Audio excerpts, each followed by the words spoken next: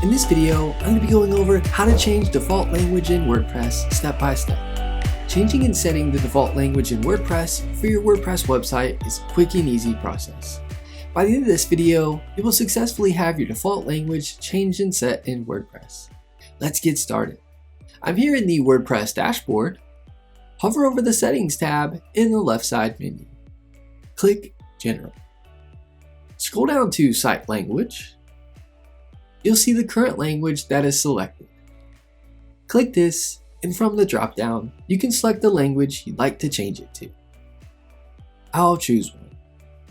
Scroll down to the bottom of the page and click Save Changes. You'll now see the language has been changed in WordPress. That is how to set default language in WordPress.